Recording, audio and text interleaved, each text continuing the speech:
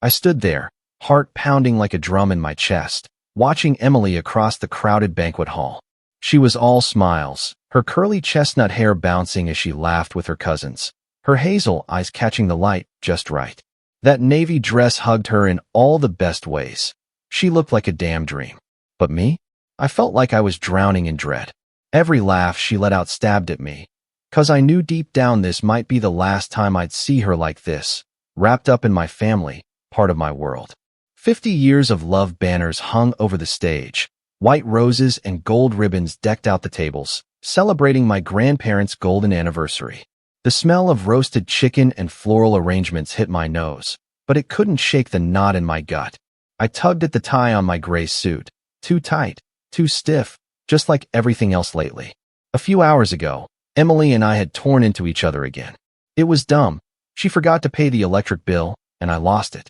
"You don't give a damn about anything," I'd yelled, my voice bouncing off our apartment walls. "All you do is bitch," she'd fired back, slamming the bedroom door so hard the frame rattled. It wasn't the first fight, not by a long shot. After just over a year of marriage, we'd gone from soulmates to strangers. All those little things, her leaving dishes in the sink, me zoning out on my phone, had piled up into a mountain we couldn't climb. I ran a hand through my black hair, feeling every one of my 32 years. How the hell did we get here? 10 years back, I met Emily at a buddy's barbecue. She had this easy charm, a laugh that pulled you in like a magnet. We hit it off fast, dated for years, the couple everyone envied. Now, I was staring at her from across the room, wondering if we'd even make it to next week. That morning, getting ready for this party, I'd made up my mind. This was it. Our last event as us. Come Monday, I'd sit her down and say the word divorce. No kids to complicate it, just a clean break. "Let's act normal today, okay?" she'd said in the car, her voice shaky. "We can't mess up your grandparents' night." I'd nodded, but my chest felt like it was caving in. She drifted off to chat with some aunts, her shoulders stiff despite the grin she plastered on. I knew she was hurting too, but I couldn't fix it, didn't know how. "Hey, man, Emily's killing it in that dress," my cousin Sarah said, sidling up with a champagne flute. I forced a grin. "Yeah, she's something else." Sarah rambled on about our wedding. Sunny, perfect, Emily glowing in white. "You guys are the real deal," she added, clueless to the storm raging inside me. Every word twisted the knife deeper. I glanced at Emily again, watching her play with the kids, and thought, how did we let it fall apart? The banquet hall buzzed around me, but I felt like I was stuck in quicksand. Emily was over by the dessert table now, scooping ice cream for my little niece, her laugh cutting through the chatter. It used to light me up, that sound. Now it just made my stomach twist.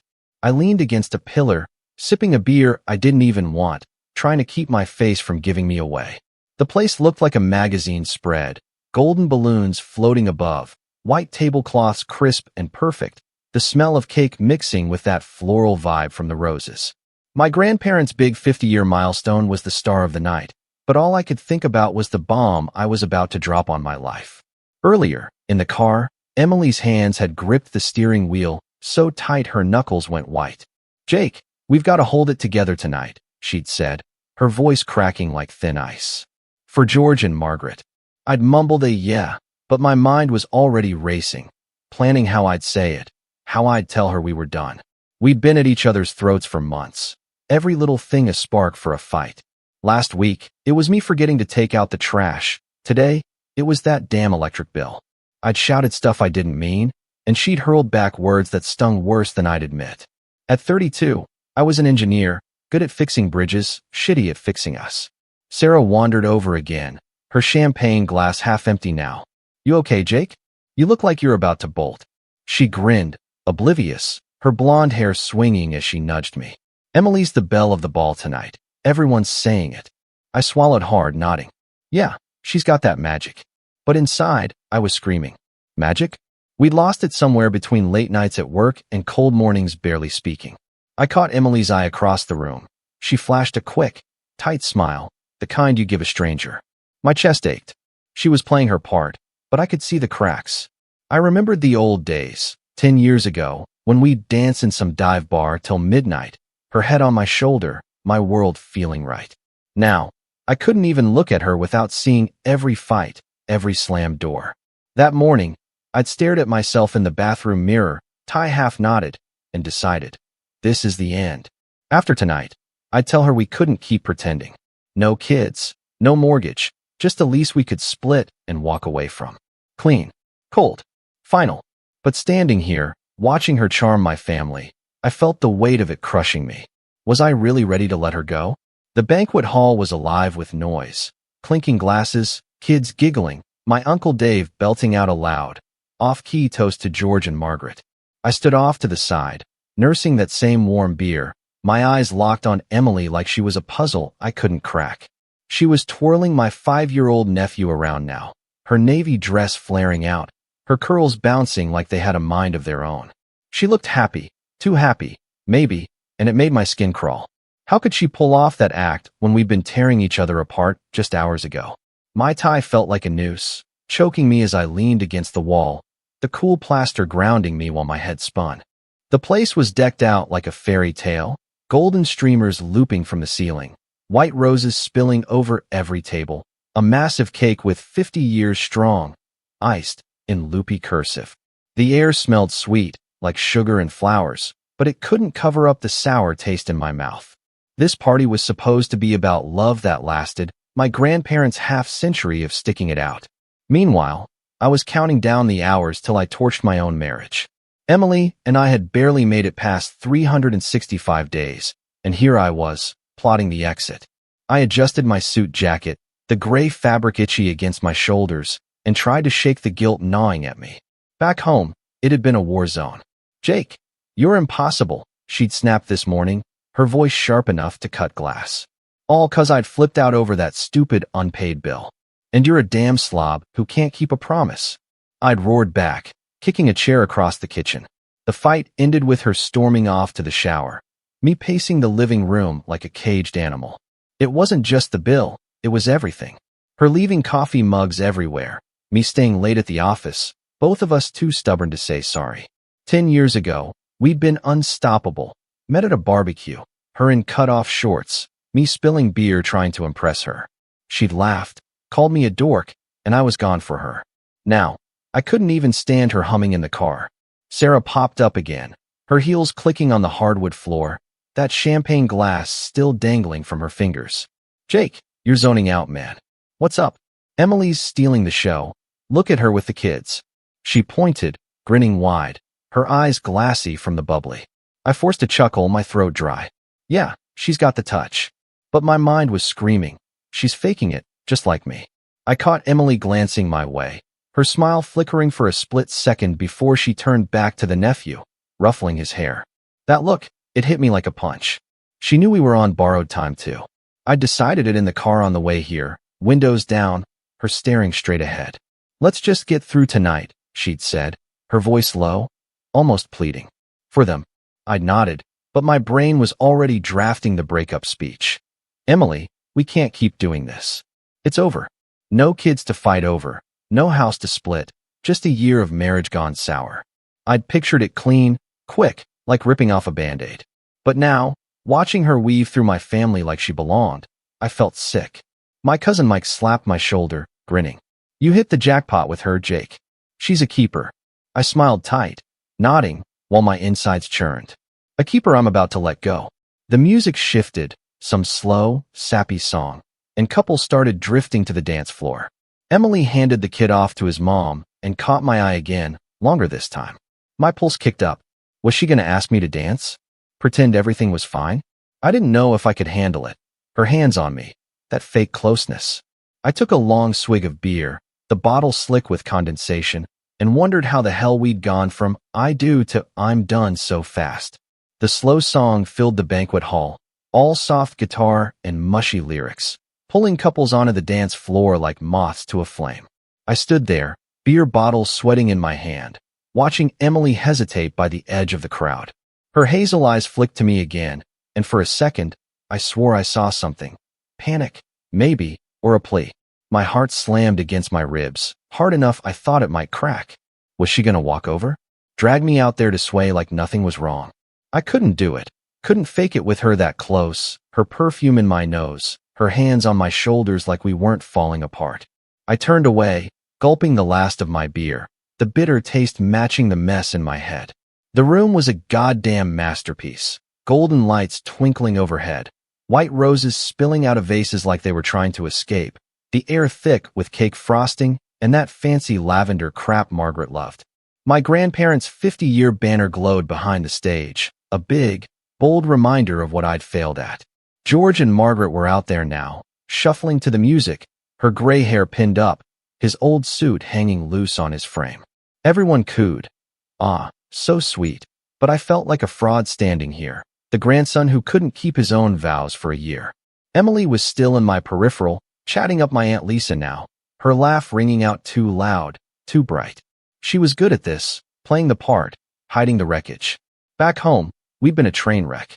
That morning's fight still burned in my ears, her yelling about me overreacting, me slamming my fist on the counter till my knuckles throbbed. "You're suffocating me, Jake," she'd screamed, her face red, her curls wild. "And you're checked out half the time." I'd shot back, kicking that damn chair again 'cause I didn't know what else to do. It wasn't just the electric bill. It was the late nights I'd spent at work, sketching bridge designs while she watched TV alone. It was her forgetting my birthday last month, me snapping about her messy closet. We'd been unraveling for months, thread by thread, and I was done stitching it back. 10 years ago, she'd been my lifeline. I'd spilled beer on her shoes at that barbecue, stammering apologies while she giggled, her eyes crinkling at the corners. We'd danced that night under string lights, her head on my chest, my world clicking into place. Now, I couldn't even meet her gaze without feeling the weight of every fight. I'd locked in my choice that morning, shaving in front of the mirror, tie dangling loose. I told myself, tonight's the last act. Monday we're done. No kids, no shared bank account, just a lease to ditch and some furniture to divvy up. Easy, right? So why did my stomach feel like it was full of lead? Sarah staggered back over, sloshing champagne on her dress, her grin sloppy. "Jake, you gotta dance, man. Emily's waiting. Look at her. She's a freaking queen tonight." She waved toward Emily, who was now helping my grandma Margaret with a plate of mashed potatoes. I forced a laugh, my jaw tight.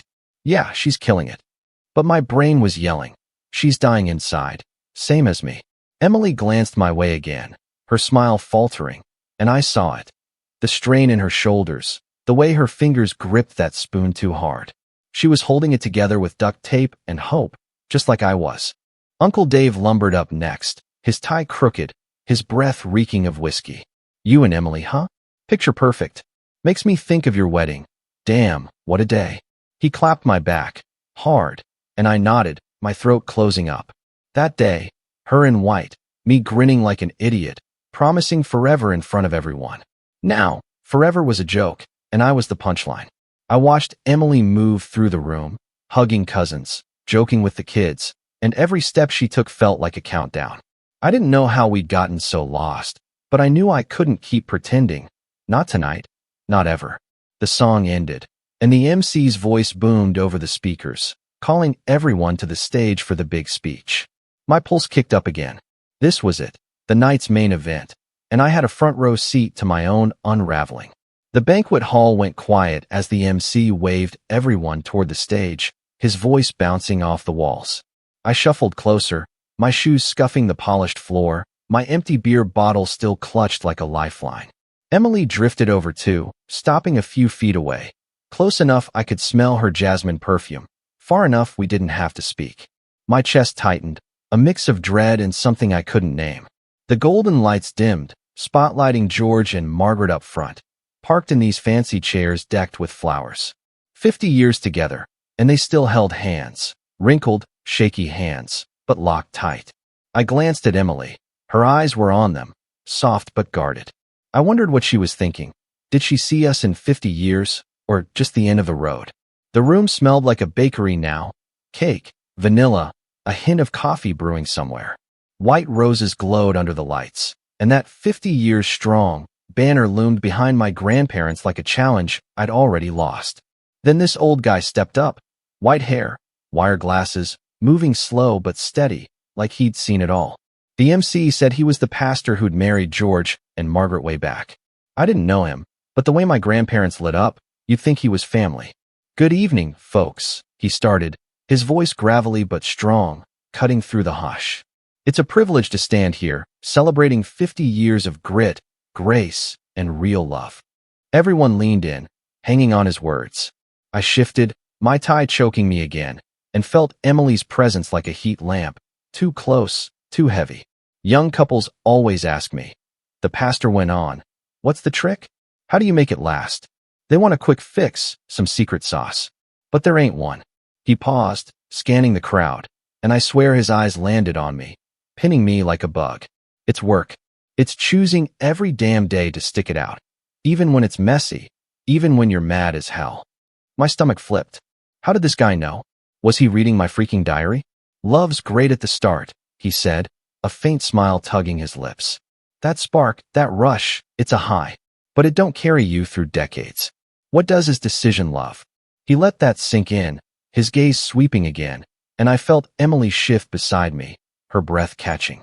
It's picking your partner every morning. Wet socks on the floor, bills piling up, fights that make you want to walk out. You look at him and say, I'm still here. I choose you. My throat went dry. That bill fight flashed in my head. Me yelling, her slamming doors. Was he in our kitchen this morning?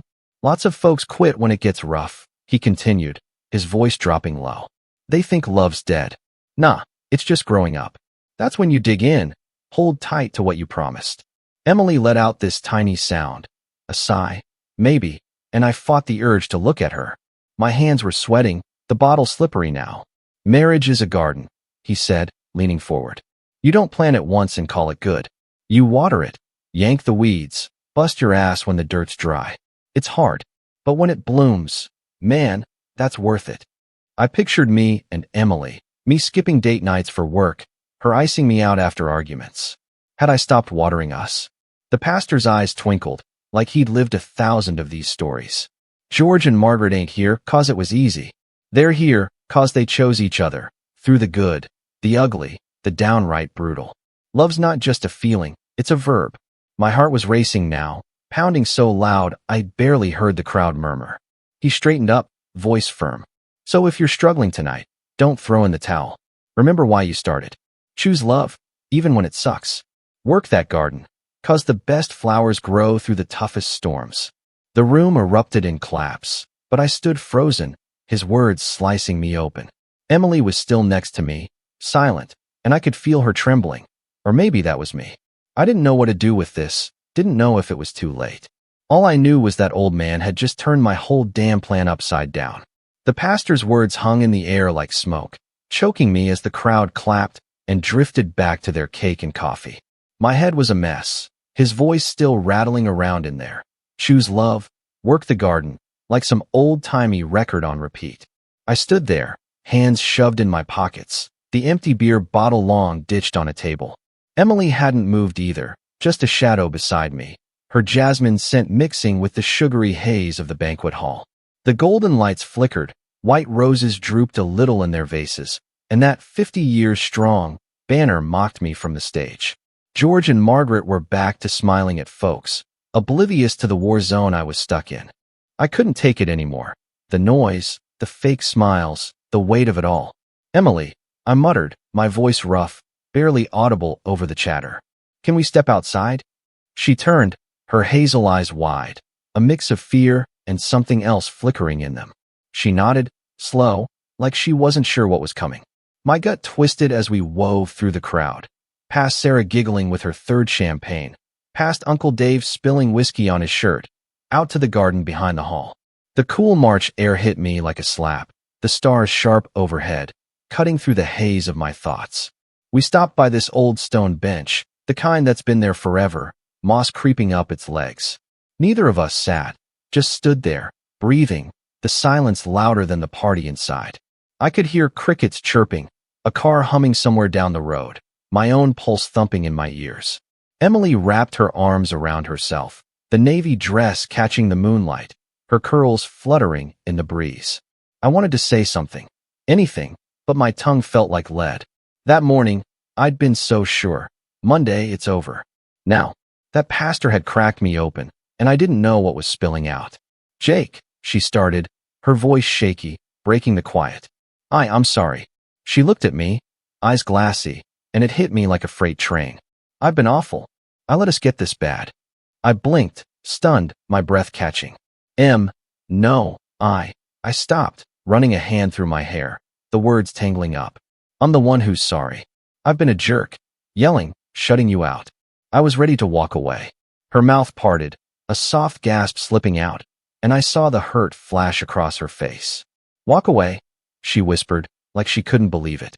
Yeah, I admitted, my voice cracking, tears stinging my eyes. I thought we were done. Like, no fixing it. But that old guy in there. I gestured back toward the hall, my hand trembling. He got in my head. Made me think maybe I've been wrong. Emily stepped closer, her shoes crunching on the gravel, her hands dropping to her sides. Me too, she said, tears spilling now, streaking her cheeks. He was talking right to us, Jake. Like he knew everything. Every fight. Every stupid thing I've done. I laughed, a choked, bitter sound. Yeah, like he's been hiding in our apartment, taking notes. She cracked a tiny smile, but it faded fast. I've been so mad at you, she said, her voice raw. The bill, the dishes, all of it. I stopped trying. I thought you didn't care anymore. That stung, worse than I expected.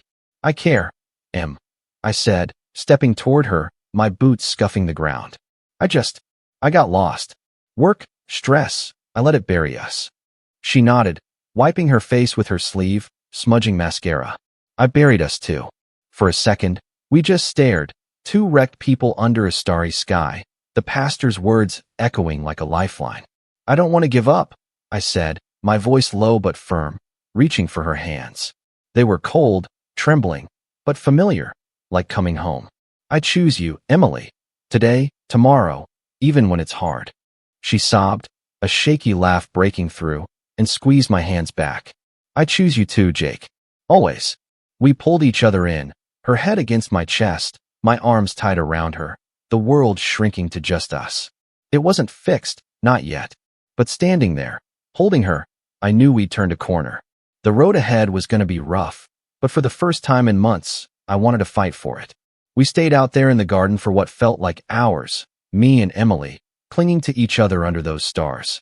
Her tears soaked into my suit jacket, my chin resting on her curls, the cool air wrapping around us like a promise.